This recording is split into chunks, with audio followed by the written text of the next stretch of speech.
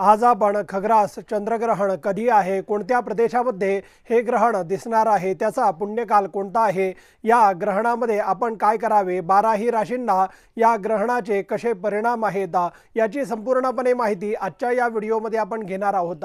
तत्पूर्वी प्रवीण के पाठकगुरुजी या चॅनलमध्ये आपले स्वागत आहे। या चॅनलला आपण सबस्क्राइब करावे, बेल आयकॉन प्रेस करावी, म्हणजे अशीच वेळोवेळी माहिती आणि त्या माहितीचे सर्वप्रथम नोटिफिकेशन आपल्यापर्यंत पोहोचू शकेल। तसेच आपले इंस्टाग्राम पेज आणि फेसबुक पेज आपण फॉलो करावे, त्याची लिंक आपण खाली डिस्क्रिप्शनमध्ये देत आहोत। तर आजच्या या विषयाला आता आपण सुरुवात करूयात। 3 मार्च 2026 मंगळवार या दिवशी खग्रास चंद्रग्रहण आहे।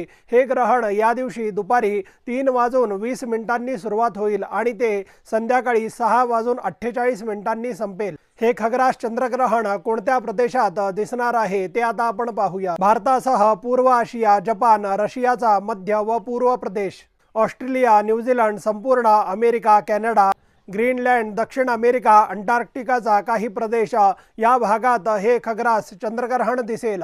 हे चंद्रग्रहण भारतात ग्रस्तोदित दिसणार आहे, म्हणजेच ग्रस्त असलेले चंद्रबिंब उदयास आलेले दिसेल।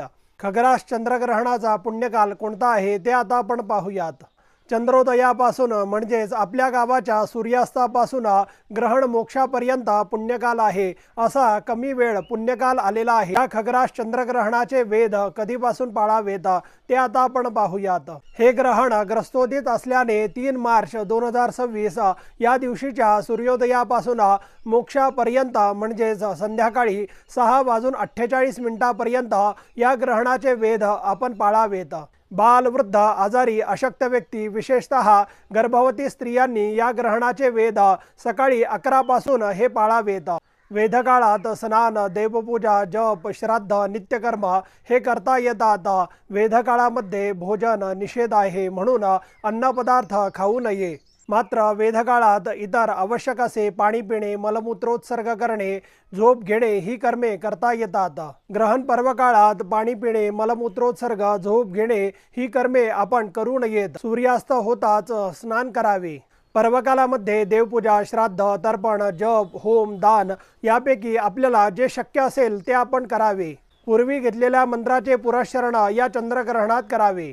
अशौच असता ग्रहण कालात ग्रहणासंबंधी दान करण्यापुरती शुद्धी असते। खग्रास चंद्रग्रहणाचे 12ही राशींना कसे फल आहे ते आता आपण पाहूया।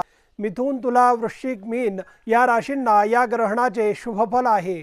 मेष, कर्क, धनु, कुंभ या राशींना या ग्रहणाचे मिश्र फल आहे। वृषभ, सिंह, कन्या व मकर या राशींना या ग्रहणाचे अनिष्ट फल आहे। ज्या राशींना अनिष्ट फल आहे त्या राशींच्या व्यक्तींनी तसेच गर्भवती स्त्रियांनी हे ग्रहण पाहू नये। या चॅनलला आपण सबस्क्राइब करावे। धन्यवाद।